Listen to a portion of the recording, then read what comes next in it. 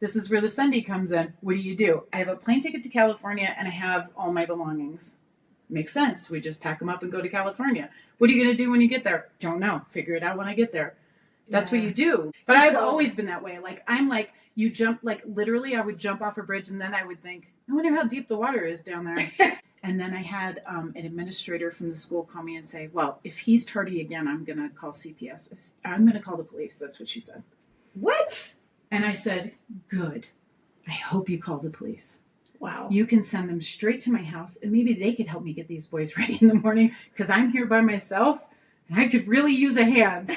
And she was like, I was like, girl, don't threaten me. Yeah.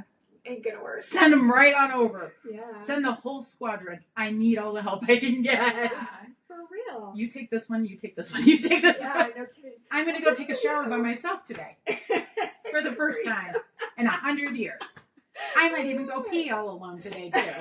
I don't remember the last time I've done either of those without somebody either standing next to me and talking to me or hollering through or calling me. I'm Becky Brouwer, and I'm a Sendy Mom. Welcome to the Sendy Mom Podcast.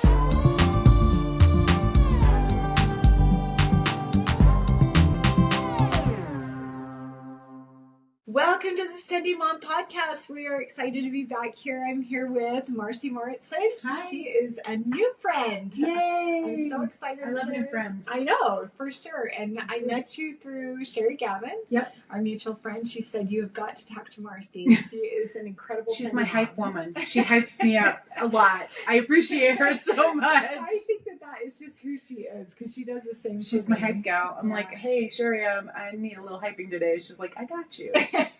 Like, thank you, babe. Yeah, she's a sweetheart. So I'm really glad that she put us together, though. Me too.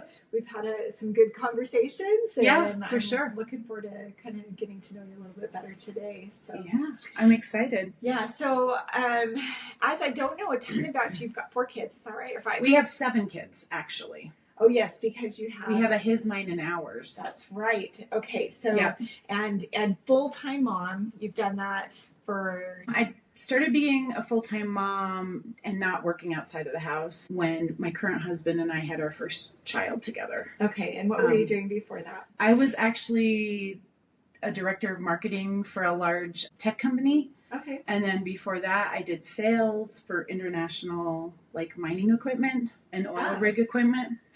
Cool. And then before that, I've had lots of careers. Yeah. Before that, I worked in Aerospace. Okay. All right. And did you have any children during that time? No. Okay. Yeah. I had infertility issues.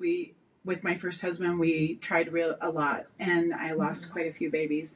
And then I got I adopted Megs, who is my oldest. And then my ex-husband and I had Ryan together. Okay. But we had to do like a little Yeah. medical intervention for that guy. Got it. Yeah. You got to want it.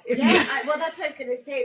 That makes you appreciate your motherhood so much more when you've had to work so hard to get there, right? Absolutely. Yeah. Absolutely. Because I wanted, that's all I wanted to be. Yeah. Was a mom. Well, and you were a nanny too, right? I nannied for 7 years. Okay. Yeah. And tell me about this little girl that you nannied for. Megs. Yeah. So I say adopted. It's air quotes. Yeah. It's not really adopted. I was at Rick's College, which is now BYU, Idaho. And I did my first semester there. And then I was going to go through the summer, but my student loan fell through and my funding fell through. So all I had was a ticket to California to go visit a friend. And I was like, guess I'm moving to California.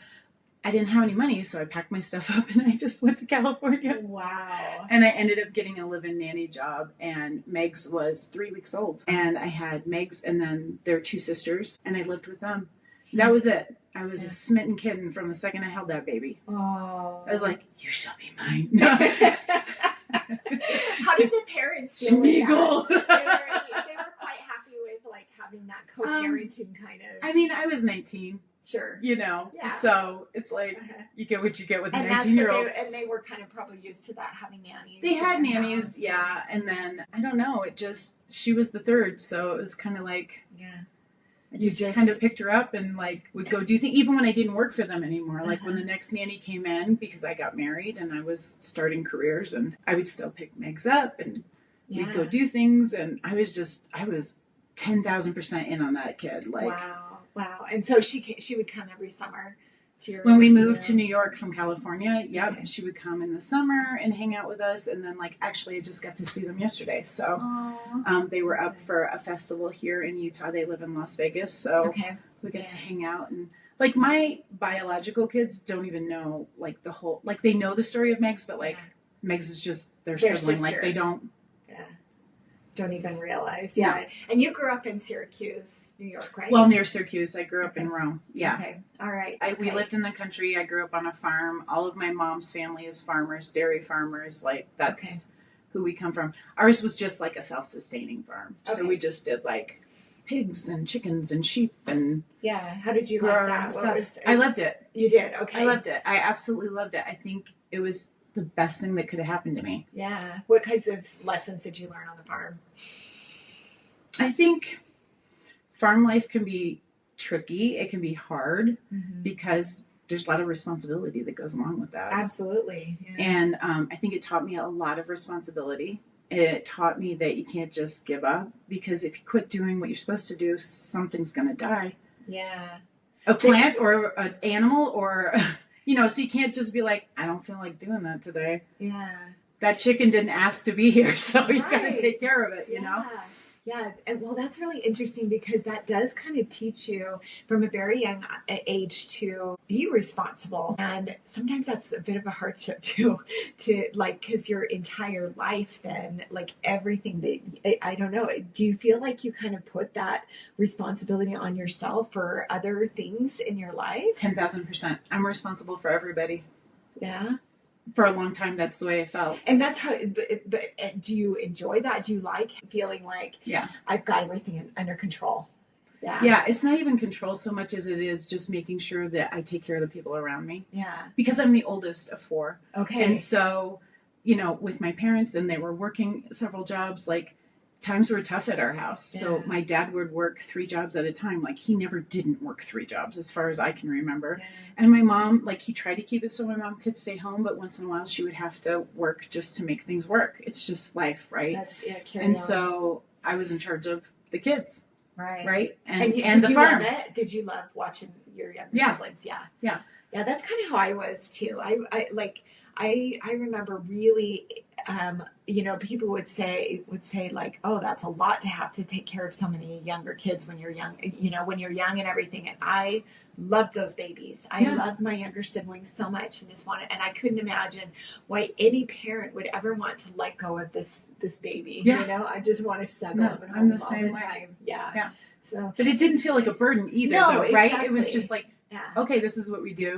I think it took me a long time. I think I was, because I'm 55 now, so it was probably in my early 40s when I finally realized, I'm not responsible for them anymore. Because I still was like, are you okay? What do I need to do? How can I fix this for you? What can I, because I love them and I want them to be happy and comfortable. And then I was like, hang on a second, you're not actually their mom. So let it feel go. free to take a step back. You have your own stuff you're taking care That's of. right. Well, and especially when they get to be adults too, they don't listen to their parents. They're definitely not going to listen to their older sister, right? I just felt like, let me fix that for you. But at the same time, my sisters will call me all the time and just want to, talk things through, and I love that. Yeah. I love being able to be there and help them, talk through things and kind of figure things out. So it's all how you look at it, right? I think so. Wow. Well, okay. So where did you end up going to school? Okay, you went to Rick's and 1 semester. Then I bounced, and then I went to California. Moved to California. Okay, and from there you ended up in marketing and sales and things. Yeah. Okay. So I got married very young. I was 20. He was 30. He was not a member of the church. Okay. Did you? And you kind of went away from your faith for a little while. No, I didn't attend church, but I didn't leave the church. Got it. I feel like that's a tricky thing for people to be okay with sometimes. I think I didn't go to church because he didn't want me to, and that was okay. And that was what I was willing to do. But I still lived the gospel principles. I never stopped following the word of wisdom or believing in what I believed in. I just didn't have my butt in a pew every Sunday. Yeah. It's tricky. Right. I feel like you can still, I have a whole bunch of feelings about a lot of stuff just from experience. I will say I had the best visiting teacher in the world in California. And she would just show up once a month and we'd hang out by the pool and chat. And like, that was my connection still to the church in that way. It was just like us being friends and hanging out, which I think it's supposed to be anyways, right? Like that's the whole point of ministering. Yeah. That's okay. But having a husband that is a decade older than you, what was that like? Like what attracted you to that? Was he just more mature? Did you feel like you were kind of... I always dated men that were a lot older than me because I thought kids my age. I mean, I was a kid, right? Yeah. I was 18. Like my date for junior prom was 11 years older than me. Oh my goodness. He was in the military. Wow. Yeah. So it's like, yeah, I think I just appreciated the maturity of it all. And like, I just didn't have time for the nonsense. Right. Yeah. Yeah. You know, because you are mature when you have a lot of responsibility at a young age. Like, you know, you have to be. So you started out having miscarriages and difficulty. Yeah. That must have been really hard. What was that like for you? It was really hard. It was really hard. Because all I ever wanted to be was a mom. Right. And so, like, after the first one, I was like, okay, like, what are you going to do about this? Yeah. We'll just keep trying. Like, it'll be fine. And the second one, I was like, okay, I'm never telling anybody if I'm pregnant again. Yeah. I'm just going to keep this close to the vest and I'm never going to talk about it. Do you think that was a good way to do it or not? For me, I think it was a good way. Because after the first time, we told everybody right away. Everybody was so excited. My ex-husband was obviously much older than me, so his parents were much, much older. Yeah.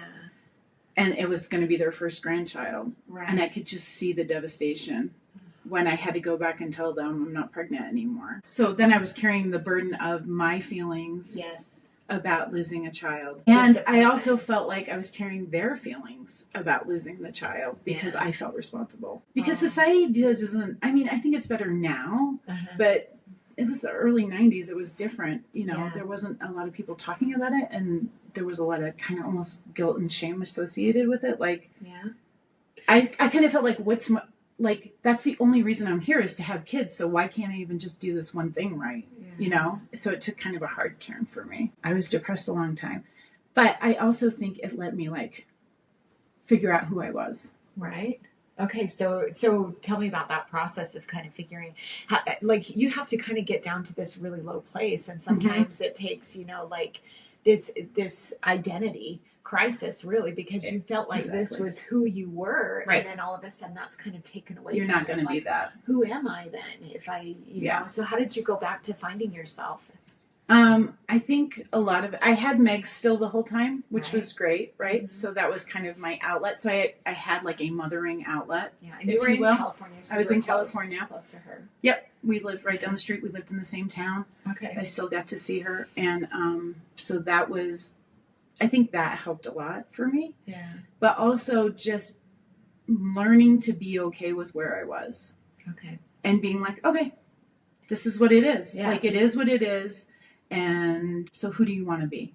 And that's when I started really focusing on, I want to do this or I want to do that. Like, I've had a lot of opportunities in my life. I don't have a lot of formal education. I only have an AA degree. I did that while I was working in Aerospace so that I could just have it. But I was really fortunate that I could talk myself into just about anything. Yeah. So, fake it till you make it, baby. It really is kind of amazing. That's my way. Yeah. I mean, to be put into a situation, well, especially like, okay, you're going to Rick's college, you know, like getting your MRS, right? Yeah, I know. Like, I had a total plan. Like, I was majoring in criminal justice. I had this fantastic professor that like hooked me up with the FBI. I was going to get an internship with them. Like, I was ready to go. And then when my student loans fell through and I had no money, my parents had no money, so it wasn't like I could call them and ask them for help.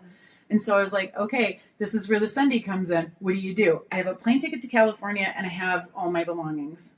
Makes sense. We just pack them up and go to California. What are you going to do when you get there? Don't know. Figure it out when I get there. That's what you do. Like, that's just, but I've always been that way. Like, I'm like, you jump, like literally I would jump off a bridge and then I would think, I wonder how deep the water is down there. You know, that's just like, just don't think about that's just me. I'm just like, it's like, it drives my family nuts, but I'm just like, we'll figure it out when we get there. Yeah, it's fine. Exactly. That's funny. That's a little bit how I am too. So, but that's Sendy. Right. What it, Exactly. What it means to be Sendy, That's exactly right? what it is. Yeah, And jump and then go, and then and then figure out the the logistics. There is something to being said to being a little methodical. Like I was telling you, we tried kite surfing this last week, and I wasn't up at all on a surfboard, but I was learning how to control the kite. So there are steps, right? And you're not going to throw yourself off the cliff without some kind of an understanding of whether you have a parachute or you have deep enough water to be able to go into it. Well, right? sometimes I do though. Sometimes I'm just like, okay, we'll see how it happens. YOLO, off the cliff. And that's one of my very first guests, Miriam, talked about radical acceptance, and that is really what you're talking about. Is just like accept what happens to you and just go with it. You just got to roll with it. Carry on. So yeah, I tell you that she passed away in December, and I went over to her house a few times before that, and it was like a party at their house. Every time I went there, they knew she was going to die, but they were like, hey, we're going to have our Christmas party, and we are, going to do karaoke tonight, and that's whatever. awesome. And that's how they roll too. So, no. Well, I'm sorry about your friend, but I'm glad that's like. I think that's the nice thing is like when you live your life just going for it, you get to kind of dictate your terms. Right. So in like control. Yeah. So I had cancer a couple of years ago, and I chose not to tell anybody because really? I just told the people that are super, super, super close to me, like your family, if you will. My family knew, of course, but like, I was just like, I don't want to tell anybody. Like, I don't want people to look at me different or treat me different or whatever. And we'll just take it from there. But I also said to my husband, I was like, it was not a super, I mean, I don't know how to say this and that sounds stupid. It wasn't a bad cancer. Okay. It was thyroid cancer. And so, the survivability is high. Right. So, I wasn't worried about dying or, I mean, obviously you're like, well, it could leave your thyroid, it could travel, and it did somewhat, but it's all under control.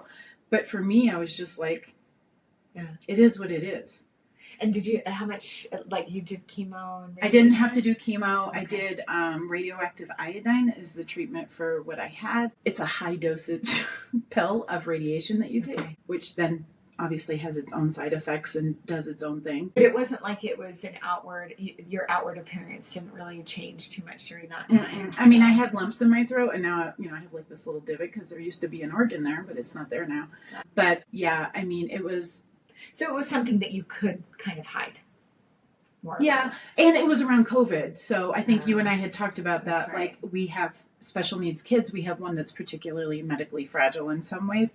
Yeah. And so we were we seriously locked down. New York locked down anyways, but we were like, yep, we're on board with that because that was the recommendation from all of our medical people for our particular kiddo. And so it kind of even made it easier because I wasn't out. Yeah. I was home.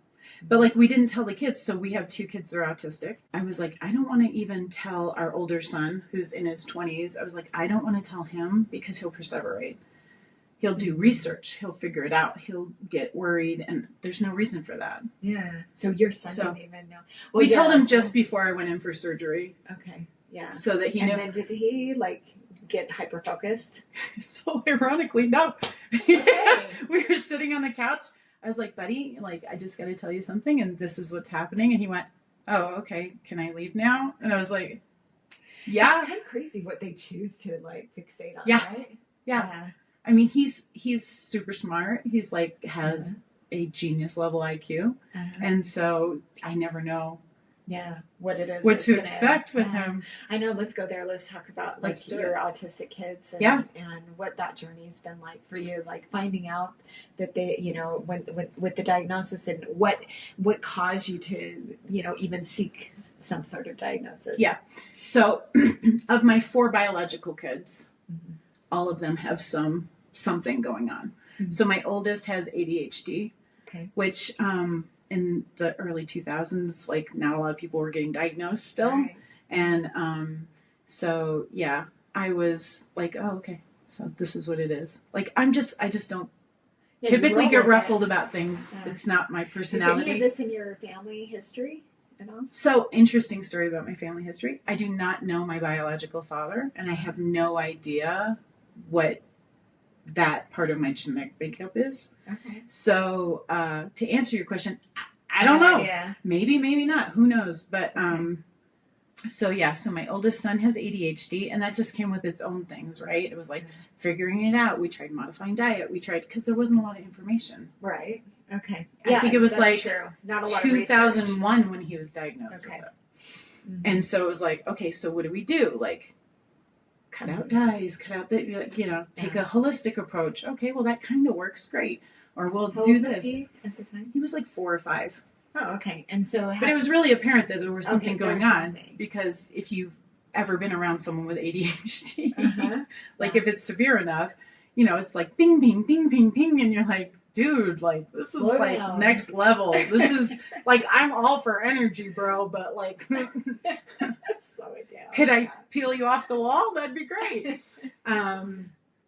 So he had ADHD. That was fine. Then I had my first son with my husband now. Uh-huh. And he was just kind of like into everything too. So I was like, he's probably just got ADHD. But also we could tell from a really young age that he was very intelligent.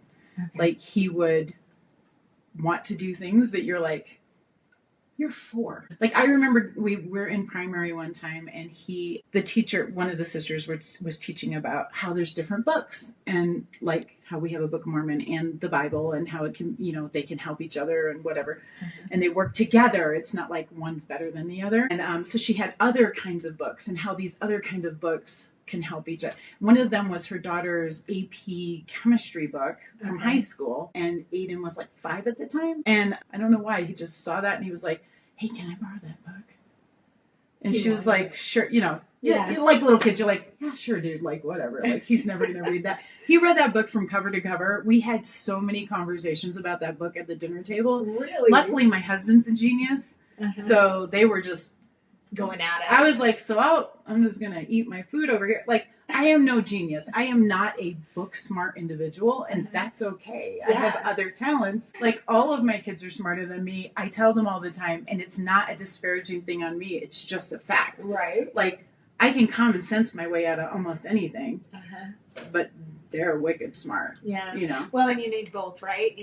I love the balance that you can have in your marriage and in your family because you have those other skills, right? And you don't have to feel threatened by somebody who is smarter than you are, book smart or whatever. We complement each other. Exactly. And you celebrate. I keep everybody alive with my common sense. Yeah. And then they just make all the awesome stuff happen on the other side. Yeah. And I'm like, you guys be awesome over there. I'll keep you alive and fed. That's amazing. Okay, going back just really quickly though, so you had several miscarriages before you had a live birth. Was that? Did you have some infertility? I did. So I did a lot of infertility treatments, shots, and went through the whole thing. Surgeries. Okay. I had endometriosis, PCOS, So your first, and that also was kind of new-ish to like what was going on. So my first child. After Megs. Uh-huh. So Ryan was my first live birth that I had. Okay. And that was after we had artificial insemination to have him. And it was a whole big thing. So when I lived on Long Island, I was actually working for a company, a mining and oil rig company that sold like parts for like that kind of stuff. And I was a senior sales manager there. And then I got pregnant with Ryan. Okay. And I didn't want to go back to work. So I quit that job so I could stay home with Ryan because that was 7 years in the making. And I was like, I'm staying home with you. We lived in this little tiny 1-bedroom apartment. We had plenty of money, but my husband was very cheap. Not James, the first one. The first one, yeah. And so, but I was like, this is fine. Like, I just want to be home with you.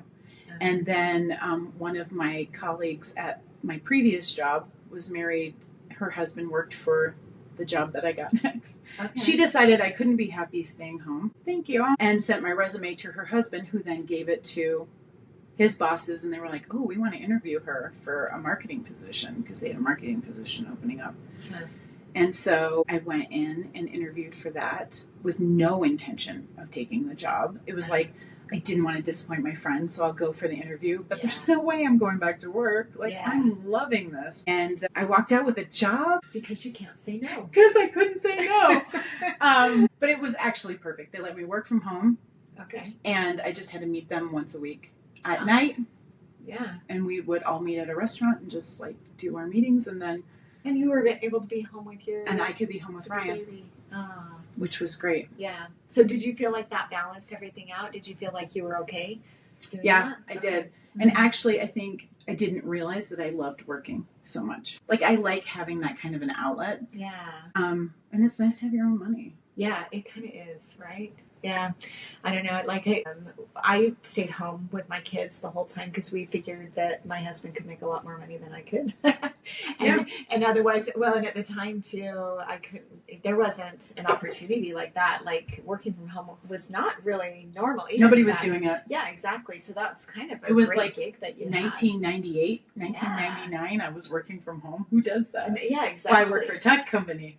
So that made it possible. But and with marketing, a lot of it you can do at home, right? So it's just like creative stuff. Like I was creating ads, so I was like I was calling publications and getting press kits and that kind. Like you can do all that from home. You don't have to be there for that. With a group of people. And if I had to go in, they were like, "Bring the kid." I was like, "Okay, perfect." So I had to pack and play in my office and. But I'll say that I have really enjoyed, like, now I do work from home because I do piano lessons and people come here and everything. And it actually is kind of nice to have that other identity.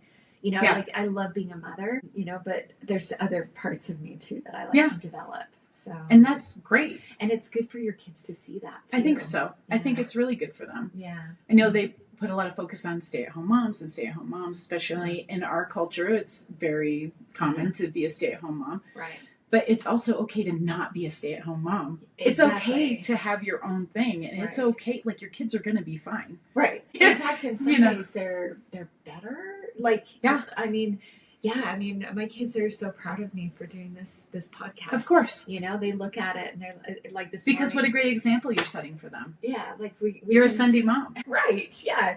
Have some courage. Yeah, right? Get out there and do it. That's hard. Put yourself out there. That's right. And I think that's great. I'm not saying people shouldn't stay home or they should stay home. Like, people should do whatever's best for them. But I think it's okay to have something that's yours and be proud of that. Yeah. Like, I was really proud of the job I was doing. And I never, they hired me in marketing. I had no degree. I had no experience in marketing. They were just like, it was kind of like a clerical kind of just get stuff. And then it just slowly evolved and evolved and evolved. And I ended up being the director of marketing over the years. And it just, like, what a great opportunity. And what a great way to use your creativity, too. Yeah, it was fun. Yeah. It was like arts and crafts, but you get paid for it. That's pretty cool. Yeah. I mean, creating ads for different things and, and talking to people.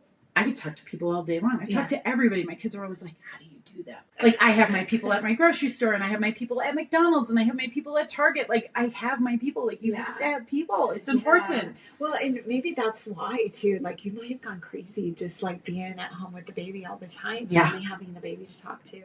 Yeah, I probably would have gone Nutter Butters, honestly. But it worked out. And not only did I get a great career out of it, but I met my husband because he was one of the co-owners of the company, which was not the plan when I got there, but it just worked out that way. Yeah, that's life. Cool. Yeah. Life always kind of just transitions. It does. And as long as you're ready to just go with the flow, like to jump in, then things are going to happen. So I'm just all about chill. Like, just let it happen. Like, whatever it is, make the decisions you think are right for you and the people you love. And then and be a good person. Like, just let it happen. Like, there's no, like in our family, my favorite phrase to my kids is, they're like, oh, I'm so sorry. Like, if something happens, I'm like, dude, it's not battery acid. It's fine. Like, it doesn't matter. Not battery acid. I love that. Because, like, I mean, if you just cut your brother's arm off, we might have a problem. Right. But, like, you guys were horsing around. Something happened. It's cool. Like, it's okay. Yeah. Yeah, I bet you had an awful lot of horsing around. You've got 4 boys at home. 4 boys. Yeah. Mm-hmm. Yeah. But I wanted to be a boy mom. Yeah. Like, I know me. Mm-hmm. I am not I couldn't do the drama. Fingernails, the makeup, the drama, the crying. Like, I cry all the time. Like, I remember being 13 and just being like, And my parents would be like, what's up? And I was like, I would kill me. I would kill me. No! Truth, I know. Stop crying, please. Yeah. So boys are great. Boys break things and then they move on. Yeah, exactly. Stuff can be replaced. It doesn't matter. That's right. Well, but with the ADHD, then it's a little bit more wild than normal, especially right? when you have more than one. Uh-huh. So Aiden was our first son, and around 3 or 4, like because he was so smart and stuff, but he also had, it was very clear he had ADHD. I was like, I feel like our kid's got a little something going on in there. And Jim's like, I don't know, let's just see. And then he got to school and he was having a really hard time at school because school was super boring for him. Right. Yeah, he was just like understimulated. It's like I remember he's reading calculus books. Right, exactly. Like I was class mom for like everybody. My stepkids, my kid, like I was a class mom. I figured it out one time. 19 years I was a class mom. Oh my goodness. I loved it so much. That would drive me nuts. And now I have my granddaughter and I'm like, can I do it for you too? But I remember being in Aiden's kindergarten class with him and they had like these little blocks and they had to stack them and then they had to, because they were teaching them how to add. Right. Okay. So they'd have like the visual, like physical visual thing.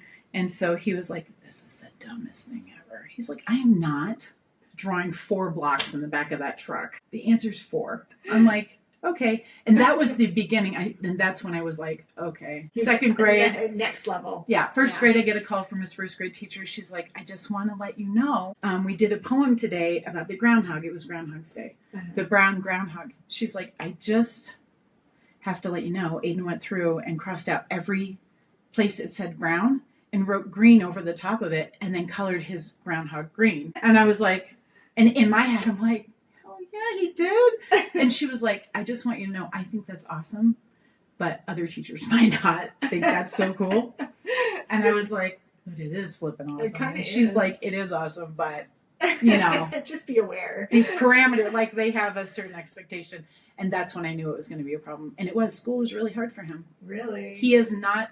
I always say every IEP meeting I go to, which for people who don't have kids with special needs, is an individualized education plan. So if your children have a little extra something and they need help, you get an IEP for them. And then you have a meeting every year. And then they say, this is what he's doing well at. This is what he's not doing well at. This is what we need to work on. And we got to the IEP meeting and they were like, he's not showing his work. He's just writing answers. He's not focusing. And I'm like, yeah. Yeah. And they had a problem. Are the answers right? Yeah. Well, yeah, they're right, but we need to see how they're doing. And I remember sitting at that meeting and I said to them, I was like, you don't understand. Our children are a combination of me and my husband. My husband is amazing, patient, kind, intelligent, wonderful guy. Yeah. I'm a psycho. I'm like, authority. No, thanks. You want to tell me what to do? I don't think so. So like they have rebellious me who's like just wants to go do their own thing. And James who's like super smart. And then when we get together, it's like, oh, that's Aiden. That's perfection right there. Yeah, exactly. Well, it just sounds like you're a real advocate for yourself and for your children. You have to be. And you've taught your children really well how to advocate for themselves too. I hope so, because they're going to have to, because nobody else is going to do it for them. That's right. When you have kids with special needs, it is not a part-time job. Interesting. We're about halfway through the podcast. I love meeting new friends. Sherry Gavin introduced me to Marci, and I have really enjoyed getting to know her better, feel her courage and her resilience. I love bringing out her Sendy. Let me know if you would like to be interviewed for the show by emailing me at sendymom.com@gmail.com. Everyone has a story and some wisdom to share. I love to bring out your Sendy. I would love to share it with the world. Our next episode will feature Trixie Espinoza. Trixie helps to manage the company Rise and Rebuild. This NGO is located in the Philippines and helps the people in the Philippines to live more healthy and productive lives by providing nutritious food and lessons in hygiene to the poorest of the poor in the Philippines. She and her husband, Richard, have learned how to manage a large farm and build a very successful humanitarian project that is really making a difference. And that really makes them ultra Sendy. And they learned it all on YouTube. You won't want to miss her episode. I'd love to get together for another Sendy Mom Tea Party. Mark your calendars for Friday, September 12th from 9 to 12.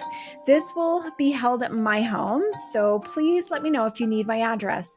Bring something to share or just bring yourself. We love gathering like-minded people together to make new friends. Please enjoy the rest of my conversation with Marci Morrison. And if you enjoyed the Sendy Mom podcast, please share it with your friends and family and give us a review wherever you listen to your podcasts. One thing that I'm kind of enjoying as I get older is you have all this experience and you have all this insight that you didn't have when you were younger. Right. And it's okay to not like everything. And it's okay to like things. Yeah. And it's okay to be friends with people who like different things than you. And it's important that you teach your kids that, because they can cut out all that extra time it took me to figure that out. So true. In some ways, right? I mean, they still have to learn the things on their own. But I think we had talked a little bit about COVID. Yeah. And I know it's a touchy subject for a lot of people, but for me, COVID was awesome. It was the best thing that happened to my family, because I never realized how much time I was spending outside of the house serving other people and not serving my kids and my husband as much. I mean, yes, I was taking care of them. I loved them. They knew that. And I was showing them an example of service, which I thought was great.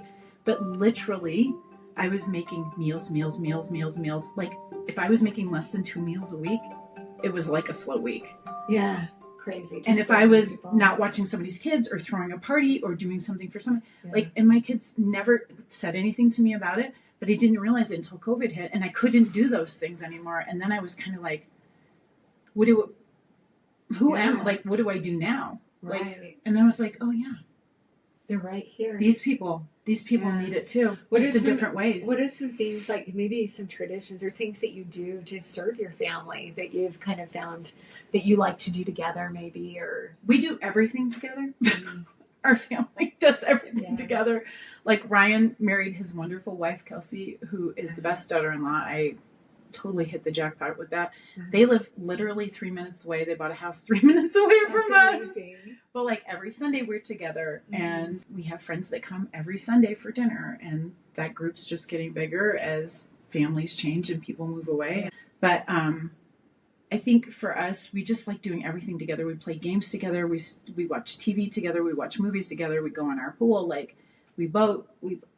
It's just like family stuff. But it's like, and we advocate for each other.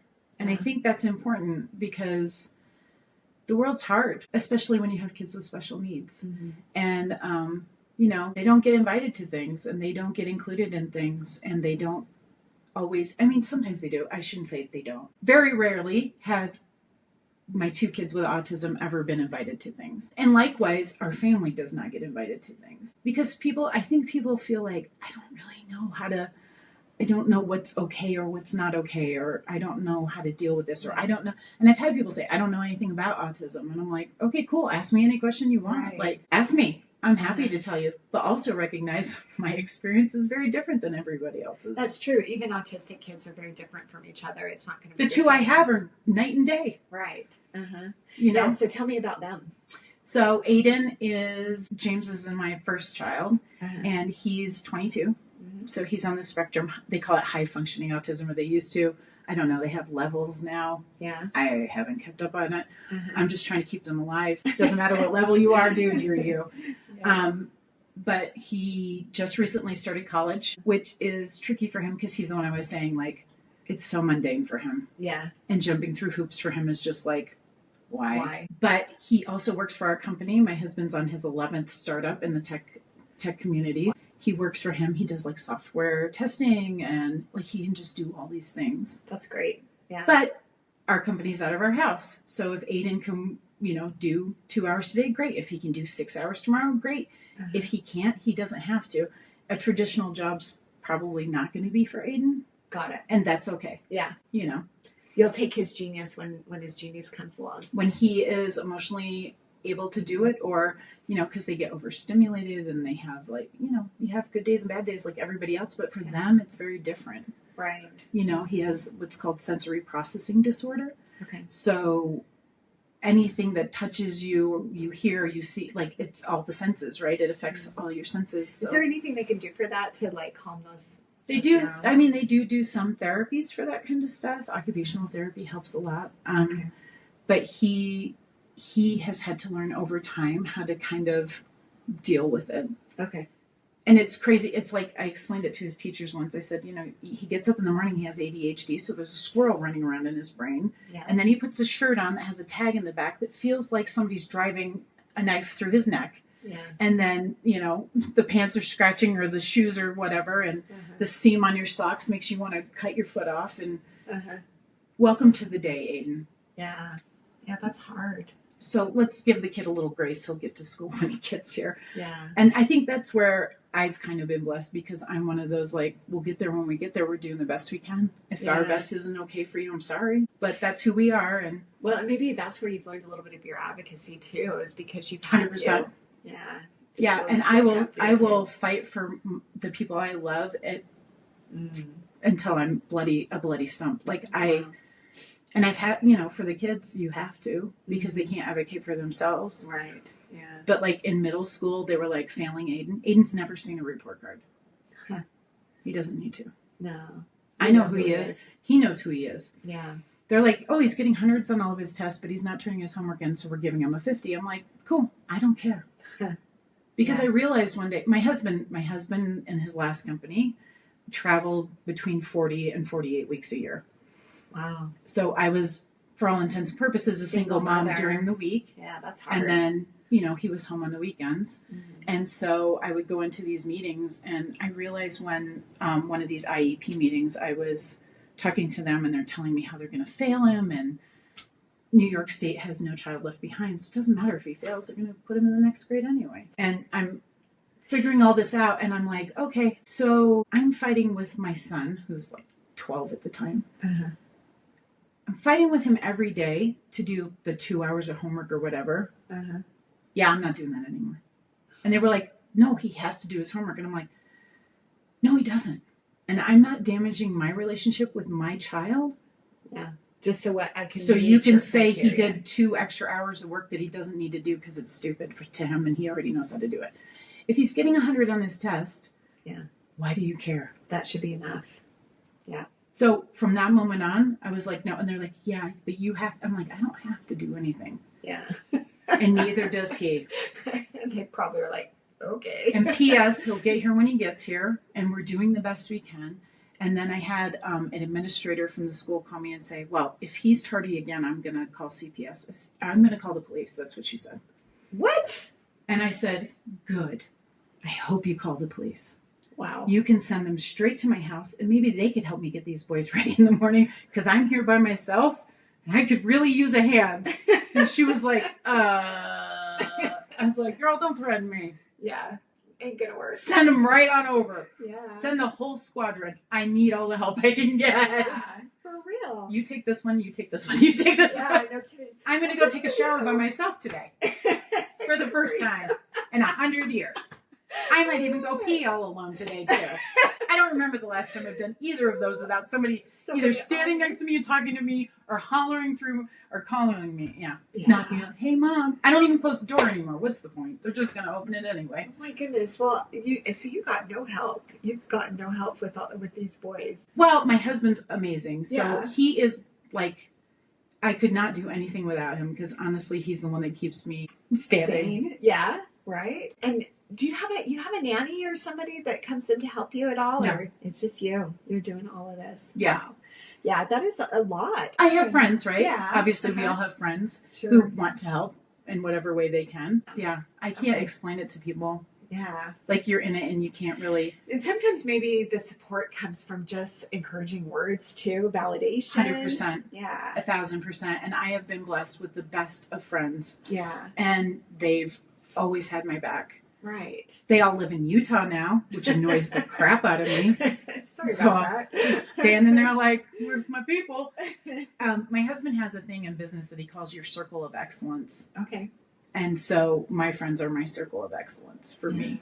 Like he and I had talked about moving at one point from New York down to North Carolina to start this company that we have started now. And when we got down there, we found a great house, and it was in a great neighborhood. It was right down the street from Duke University, and it was going to be great, and schools were great, and And I looked at Jim and I said, but what about my circle of excellence? And he was like, guess we're staying in New York. You're like, yep. And I was the one that was pushing to move because I just moved a ton. Yeah. And so to be in one place for more than like 2 or 3 years, I was like, Getting antsy. Can we please move now, honey? But we built our dream home, and that's where we're going to be. We've been there, 18 and a half years now? 19 years. And actually probably good for your autistic kids, too. It's great for my kids. Yeah, have somewhere. Everybody has a home base, and they know they can come home anytime they want, which is great. Yeah. So what about the other 3 kids, then? Okay, so Aiden is 22. Blake is 17. He's our extra special guy. He's got a lot going on. He's got a lot of health problems too, right? Yeah, Blake, I knew there was something up with Blake when he was about 8 months old, because he couldn't sit up at all. Like, he had no muscle tone at all. Wow. And he never smiled. And we were like, I was like, buddy, you're so serious. Like, dude, loosen up. You know, like, I remember having these baby conversations with him, like, bro, why are you so serious? This is a fun place to be. And he just looked at me. But at 8 months, I was like, he's not sitting up, and I need to. So we had a fantastic pediatrician, and I walked in, and I was like, hey, buddy, something's up with this guy. Yeah. And he's like, I think he's fine. And I remember this because, and I don't recommend it, don't listen to me, but I set him on the table. I was like, no, I don't think you understand what I'm saying to you. So I set him on the exam table, and I let go, and Blake went, and he went, oh dear, something's up. I'm like, listen, dude, this is not my first rodeo. I'm not a hysterical mom. Like, something's wrong. And by the time he was 1, I called early intervention, and there was something going on. And so he had PT, OT, speech several times a week. They would come to the house. He didn't walk until he was probably almost 2. They didn't know if he ever would walk. They didn't know if he'd ever talk. They didn't know what was going on. We couldn't get a straight diagnosis. And this is where being Sendy comes in hand. Yeah. Because I just couldn't accept that they slapped him with like this generalized label that was called developmental dyspraxia, which is like, we don't really know what's up with your kid. It's just not. He's just not meeting his milestones, and we don't know what's going on. And teachers would say, doctors would say, we go to doctors, we don't know what's up with him. Like, I've never seen a kid like him before. And I'm like, okay. Well, in the process of this, I had a friend whose son passed away from a really rare genetic condition at 3 months old. And it turned out he was like the first to ever have this. And if they had been able to know what was going on, he needed vitamin K. His body wasn't making it or producing it the right way. And with vitamin K shots, it would have been a different outcome. And while I realized what was going on with Blake was not that, right? It's not that, but what if we're just missing one thing, or what if there's something else I could be doing for him, right? That people just don't know. And I just got tired of every professional saying, I don't know, man. I've just never seen a kid like this before. Right. That doesn't help me. So I was really persistent. I mean, we've been to, I don't even know how many doctors. And we've gone to, I don't know how many professionals, because I'm like, there's something else. Yeah. There's something else. I know there's something else. I'm his mom. It's my job to take care of him. Right. Yeah. So we ended up down at the Children's Hospital of Philadelphia. They did like a couple of quick tests. He was having seizures. We knew he was having seizures. We couldn't catch him on an EKG. Okay. Or EEG? Yeah, EEG. EEG, yeah. And doctors were like, well, I don't think he's having seizures. I'm like, I promise you. Yeah. I promise you he's having seizures. He's having a lot of them. And even like his OT was like, he's definitely having seizures. Yeah. So his seizures aren't physically manifest in a way that, like, when you think of seizures, you're like, oh, shaking and frothing and whatever. Okay. He just kind of stares off. And it looks like he's daydreaming. And so they call them complex partial or absence seizures, they used to call them. And okay. So we got down there, and I was like, no, he's having these seizures. And we got in with a great doctor who was just about to retire. He'd been there for like 40 years. How old was Blake? Was 4 or 5 at the time. Okay. And he was like, you're describing this kind of seizure, and I'm sure that's what he's having. and we could put him on machines and keep him here for a month until one shows up on the machine. But that's what he's having.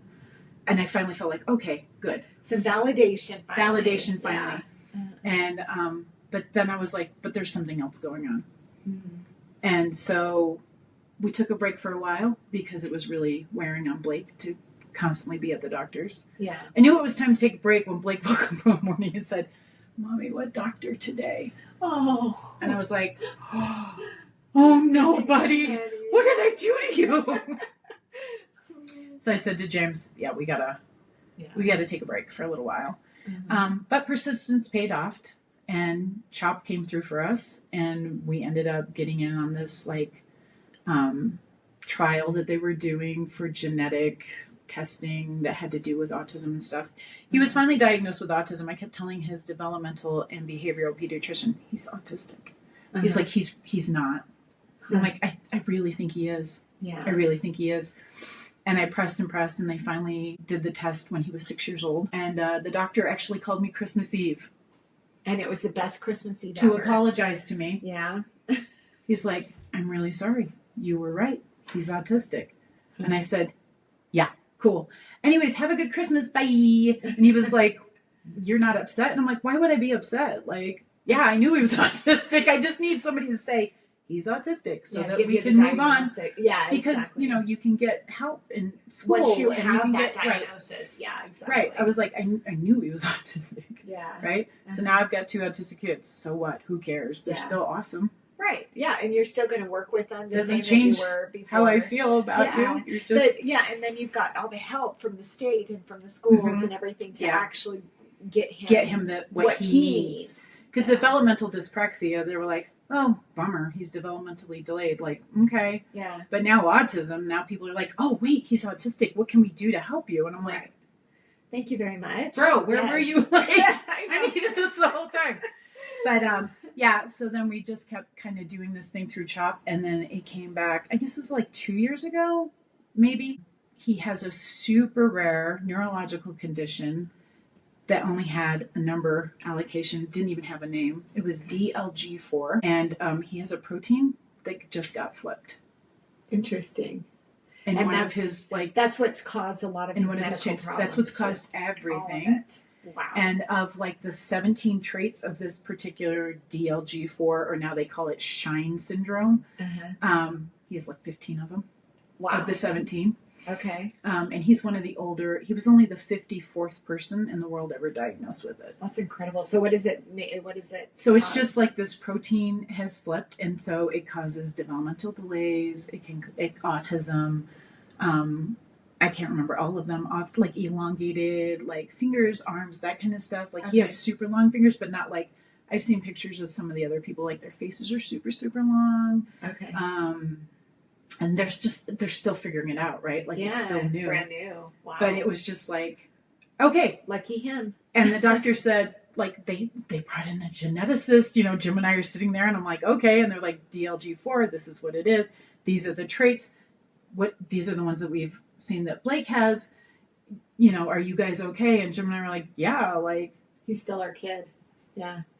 But now I know when people were saying, we've never seen a kid like this before. They really had not seen a kid like that before. You had to really dig to be able to find the right. Well, and that's why medicine is such an art form. It's not a science. It is an art. Right. And it's great. It takes finding that doctor that can put those things together before you can kind of figure out what's going on. So you just have to be persistent. Being persistent, exactly. I mean, I took so much crap from people. Yeah. Friends, family, why are you dragging this kid around? And I'm like, listen, I'm the one that has to answer for this. When I'm all done here on this earth and I get up there, he's going to be like, why didn't you? I know. It was your job to take care of this. Not even up there. I mean, it's anywhere. Down here, when they get older and they figure it out themselves, they're like, why didn't you do anything about this? But I'm like, what if it was as simple as just changing something or your diet or something. But he, so, I mean, but it also helps me in advocating now for him, right? Right. So we know Blake will always live with us. Blake will never be able to live on his own. But now I better understand what his particular limitations are. And so we can kind of work with that, right? Yeah. I'm like, he still doesn't read or write, but I'm not going to give up on that because my husband's convinced that his brain is just developing at a different pace. And so we're like, maybe he hasn't hit that super growth spurt that most of us hit at whatever. When he was really little, we haven't really I've never really told anybody this, but Jim would be gone a lot. And so we would talk every day. Sometimes it'd be like, I'd have this feeling like you really need to keep an eye on Blake today. Like you really have to keep an eye on him. Like, do not let him out of your sight. We almost always had it at the same time. Very in tune. You have to have some kind of a crisis or some kind of an adversity that forces you into that spirituality, that closeness with the divine. I don't think I could have raised these kids without it. You know, we joke around in our house that there's like a team of angels that takes care of Blake. Yeah. It's kind of like an inside family thing, but it's really not a joke. Like I've literally seen something push him out of the way. Love it. Yeah. Like literally when he was learning to walk, he would run everywhere because he just couldn't walk. Like it was just running and throwing his arms out and keeping his balance. It was a whole big thing. And we have granite in our house, you know, in the kitchen. And one time he was running and he was heading straight for it. He started to fall and I jumped up to go get him and literally he just like, it just pushed him out of the way. It's like it just pushed him away. Like Jim and I were both like, what the crap? What just happened there? But it happens all the time. Wow. All the time. Very close to the other world. But that's kind of what we believe, right? Like they're so special. They don't have to be, they were so good, right? I mean, that's what I was taught at least. They were so amazing in the pre-existence that like, they don't have to have the same trials we're having, right? Yeah. And so it's like, sometimes I just find myself staring at my kids being like, I don't know why Heavenly Father gave you to me because you guys are so awesome. Like it's hard. I'm not going to lie. And it's really hard sometimes. And it's really hard to like be okay with it sometimes. What an amazing mother they've been given though. I don't know. I am so in awe of I don't you, know. Marci. This is like, I don't know about like that. for real, like just somebody who loves them so. I mean, it's very obvious how much you love your children. Like every mother loves their children. Well, most mothers love their children. I shouldn't say every. I don't always love my children. Good mothers love their children. You don't have to always like them, but good mothers always love their children, right? Right. But I just feel like I'm so blessed from not being able to have kids to having these extraordinary children that just make life better. And I feel bad for people that don't know them. Yeah. Or don't want to know them. Yeah. You know, it's like you are so missing out on the best, coolest kids ever. No, the truth. Yeah. Like, honestly, like Blake is 17 now. And he loves babies. And he loves Bluey.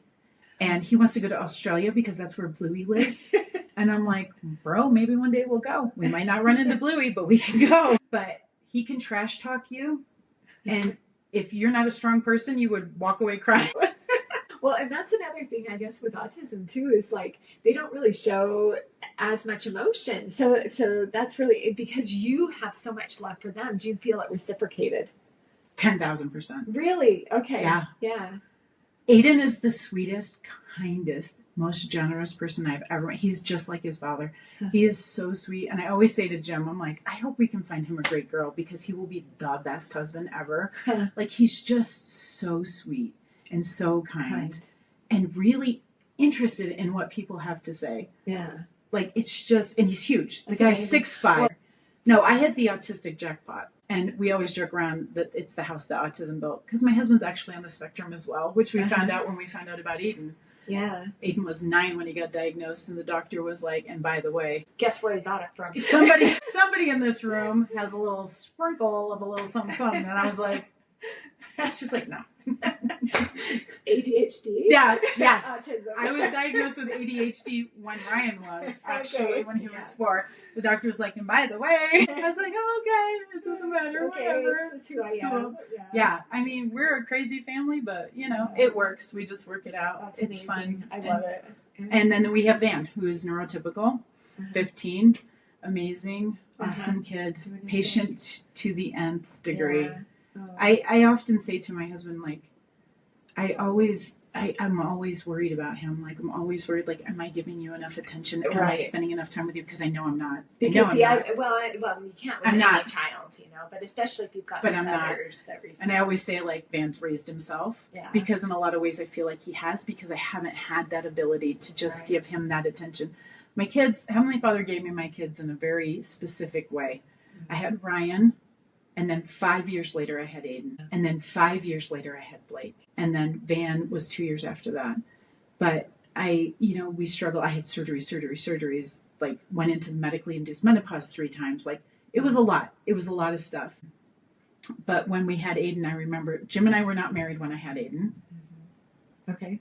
Oh yeah. I'm supposed to know. Wow. How did that happen? Insert pearl clutch. But I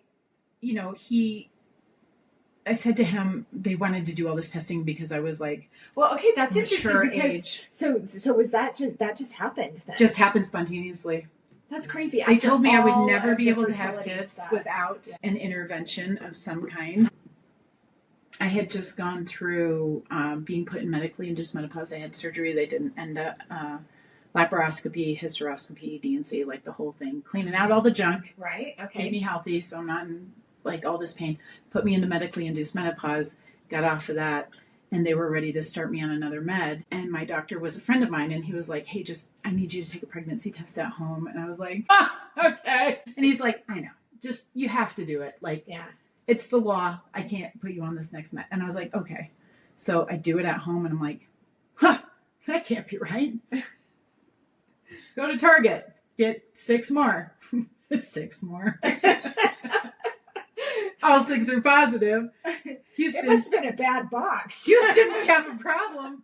I went back and got different kinds. Like, I was just, And it was a Saturday, so James was working, and I go to the doctor's office. He's like, you are very definitely pregnant. Yeah. I was like, well, how did that happen? And he's like, I don't know, Marci, how did that happen?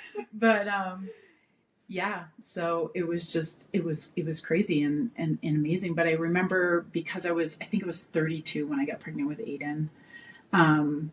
At that time, they considered that like advanced maternal age. Okay. At 32. At 32. That's really interesting. Okay. I mean, it was the early 2000s, so. Yeah. But now people are having their babies when they're like 48. So. I had my last at 40. Yeah. Okay. But at the time, like, I was high risk because of all of these other things. And so they wanted to do an amniocentesis. They wanted to do all these things. And I was like, I said to James, I remember saying, like, it doesn't matter to me if we've got I'm not having this baby. Right.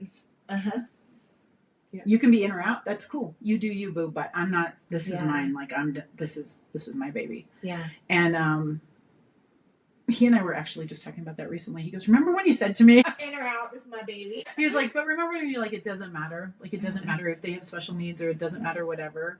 It was for Down syndrome at the time, because they were doing like a blood test first. Yeah, sure. And that came back like kind of questionable, and they thought he might have Down syndrome. And I was like, okay, big deal. Who cares? Like, but I did do the amnio. Anyways, he didn't have Down syndrome. He had autism. But it doesn't matter. It did not matter to me. And I think Heavenly Father was like, you really think it doesn't matter? Yeah, I'm going to show you. You going to own that? Yeah. Well, bam, here you go.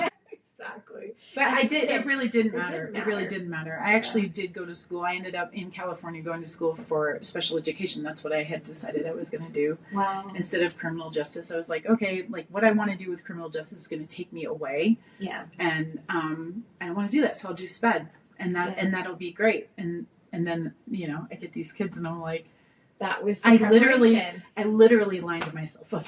And I think it's a beautiful illustration of the way that life is going to lead you to the direction that you need to be. Absolutely. It's going to prepare you for all of the things that you're going to need to do in your life. So, and part of being Sendy means embracing all of that and being okay with it and just moving forward, carrying on. So, I mean, it's hard, right? Like we all have super hard things going on. Everybody does. But it's like, how do you want to do that? Show up.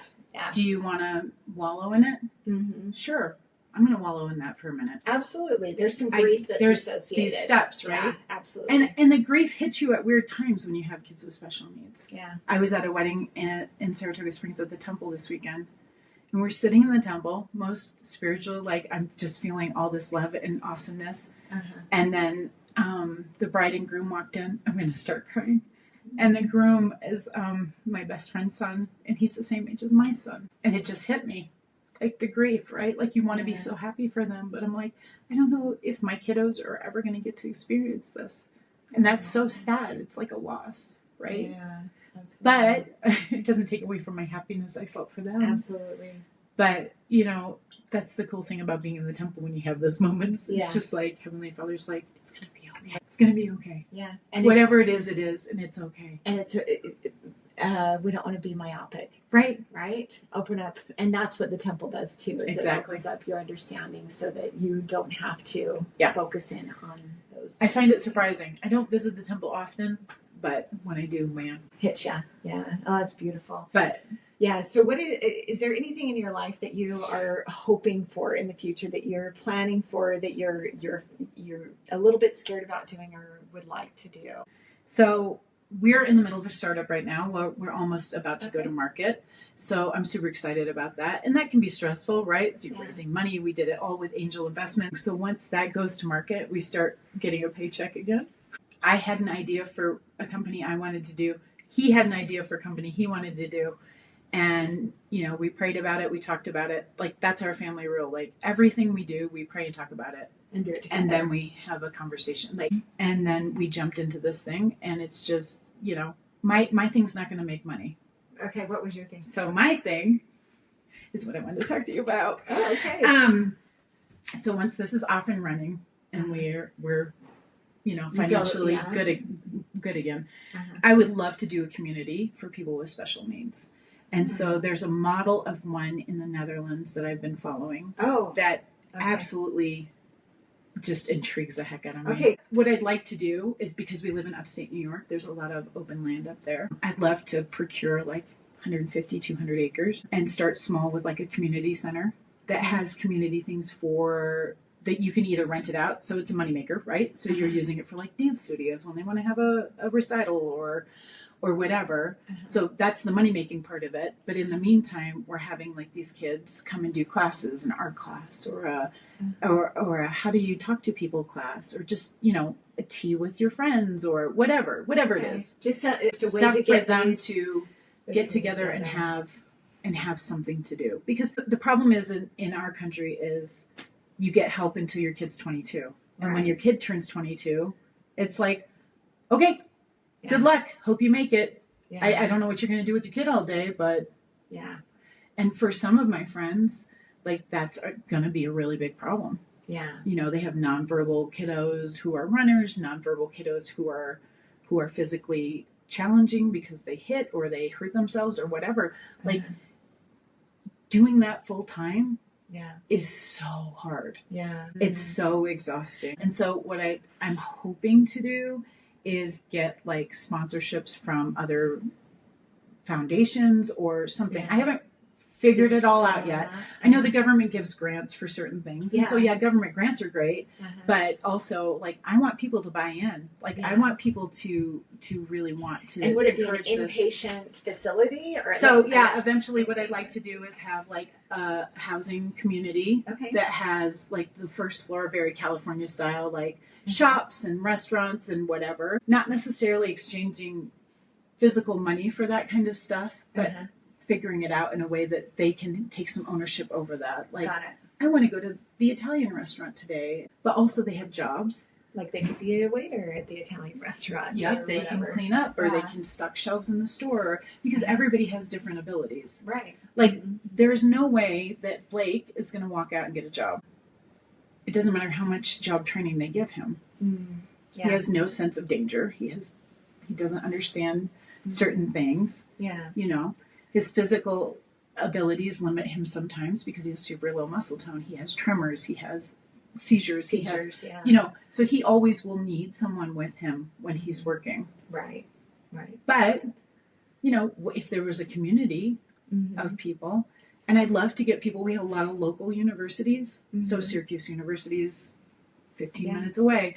Lemoyne College is right there. Like, we have a lot of resources in that way. Right. And so if people are maybe majoring in something like that, I'd love to do like a co-living situation where you get like room and board. And that's what they do in the Netherlands, right? Correct. Yeah. Uh-huh. Yep.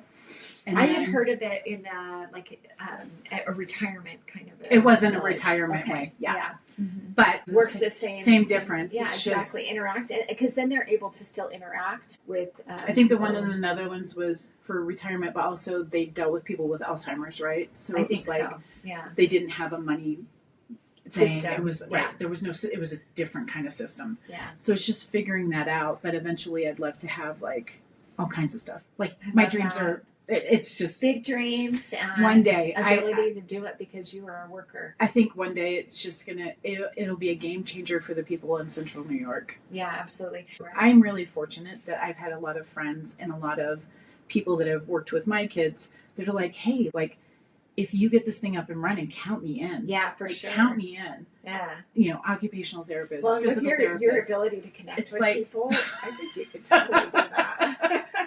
So. My kids are always like, Mom, seriously, do you have to talk to them? I'm like, absolutely. Yeah. I know, we just collect people, right? And then you're able to kind of connect people with. And I do, and I resources love need, that. right? I'm like, oh, by the way, like my friend here who has, needs an occupational therapist. I'm like, my friend Jim just moved here and started his own intensive occupational therapy company. See? Like, let me give you his number. Yeah. Yeah, and we don't know these things unless we talk to people, and unless we, tell people what we need, and then we get the answers that we need. So. But that's being Sendy, right? That is exactly right. So I love this idea for you, and I do too. I'm super excited about it. I'm so on board. I think it's great. And then one of my friends was like, "Aren't you scared?" And I was like, "Wait, why should I be scared? Like, I didn't even think about it." And then she's like, well, "What about this? What if this happens? What if that happens?" And I'm like, isn't it great to have friends like that, though? I was like, oh, shoot. Yeah, like, it never occurred to me that this might not actually take off. Nah, it's fine. It'll be fine. It'll all be fine. It'll be fine. And it is good to have those people who think through those things, because then you can go back and you can manage that risk and say, like, okay, 100%. I do need to look at that, but I can do it. Right. It's all figure out. But it gives you that little bit of insight that you need so that you can actually address it before it is an issue. That's right. Yeah, exactly. And I love that. That's why we need those people that are a little bit more. My husband's like that. More cautious. Did you think of this? Did you think of that? Like, and sometimes I feel like he's raining on my parade, but I think for the most part, it's like it has helped me a lot from keeping me from just like blah, doing kind of 2,000%. I need those people all the time for sure. Because I'm just like, oh, let's just fly out the door and go get it done, and they're like, oh, but do you want to get dressed first? And I'm like, oh yeah. Right. Did you think that maybe we should? It's like, oh yeah. And what about the kids? Oh yeah, bring them too. Okay. But we'll figure it all out. It'll all work out. But it's all for my kids. And I will say I would do anything for them, and I would love to build a community for them, because I'm not going to be here forever. Well, I hate to cut it. That's okay. It has been such a good conversation, but we probably have to wrap it up. And other people probably have things they want to do. But I do have some rapid fire questions for you. I'm ready. Hit me. So first of all, tell me what has brought you joy in the last 24 hours. Just being with my friends. Yeah. Seeing my people again. We were hot tubbing last night. I was like, this is amazing. It's the Sendy community that lifts us up, right? Yeah. Yeah. I mean, this is what's filling my tank, right? So I can go home and, I mean, I have some great friends at home too, but life is so busy, right? Like, It's not like when your kids are little. They don't tell you that. Like when your kids are little, it's the best of times. It kind of is. I enjoy it. I talked to and people told us that, right? When we were younger, and we're like, sure. Yeah. This is great. He just took a yogurt and smeared it all over my entranceway, but these are the best of times. Right. And I'm telling you now what I wouldn't give to have a little kid smearing yogurt all over the place. That's the truth. I never thought big kid problems are big kid problems. Exactly. Little kid problems we can fix with a little Lysol wipe and that's right. A bath. That's right. Yeah. Wish it was that easy. Good times. Okay, well, what's a good book that you've read recently? Not a book reader. Okay. Not a book reader at all. Well, if you don't do books, what about a documentary or a series that you like to watch? TV series. My husband and I just recently watched all of the Yellowstones and all the prequels to that. Okay. So we didn't know we just picked one. It was like 1923 was the name of it. It had Harrison Ford. Uh-huh. So we watched that. And then my son Ryan was like, oh, there's another one. It's like 18 whatever. And I was like, oh, I didn't know that. And so then we watched that. And he's like, oh, this is all about Yellowstone. And I was like, and I had avoided watching it because it was like, oh, Yellowstone's the best. And I'm like, Yeah. that's cool. I don't need to get on that train. Uh-huh. But the prequels were my favorite. That's They were awesome. It was Very like cool. pioneering and Yeah. like just kind of cool stuff. That's and really fun. I'll have to look for people that of one. integrity. Okay. All right. Well, what's one thing that you try to do every day? Every day I start my day off making sure that I tell my Heavenly Father how grateful I am. Because I'm really fortunate to live where I live and have the kids that I have and have the husband that I have.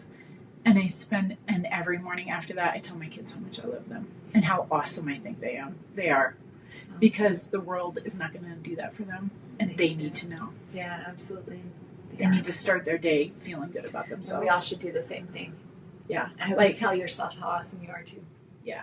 One of the questions that you had that I read earlier was like a charity or something. Oh yeah. Yeah, that was the other one. So I'm going to take this opportunity to shamelessly plug the best charity in the world, which is A Walk on Water.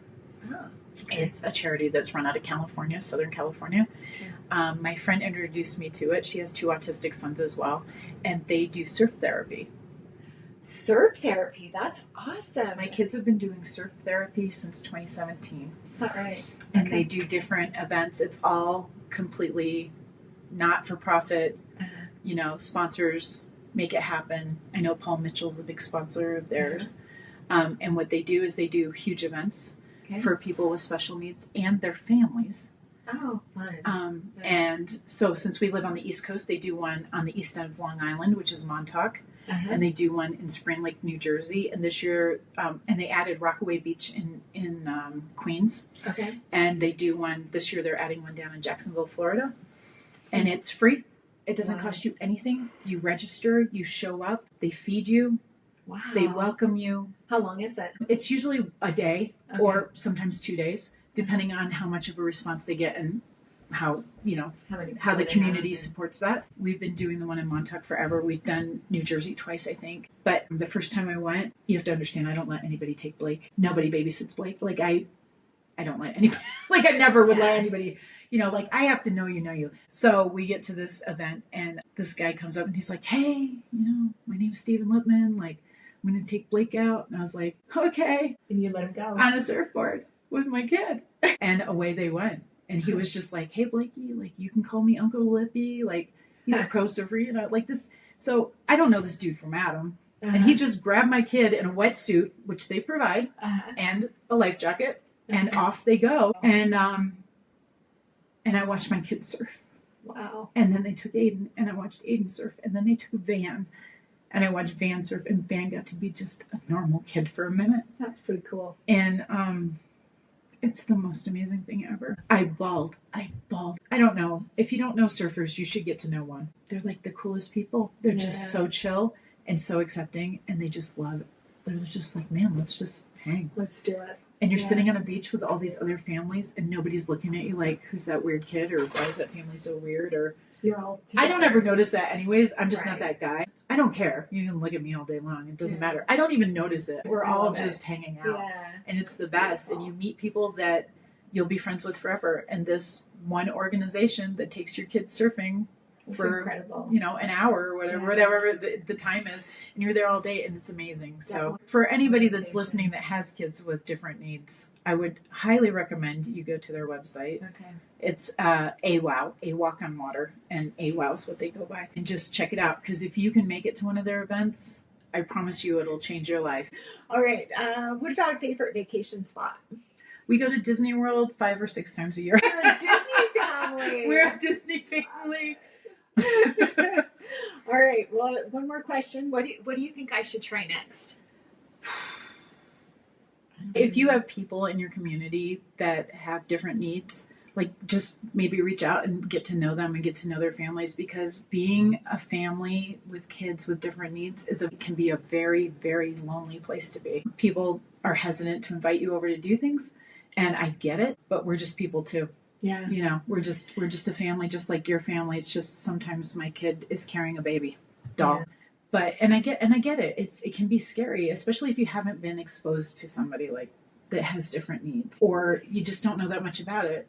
And sometimes it takes some courage to approach somebody that is a little divergent like that. Yeah. So, yeah. And they're just like That's everybody different from else. you. Just say, hey, like, what's up, dude? Yeah, exactly. What are you doing? Love you it. know? Yeah. I see you're 17 and you're coloring Bluey.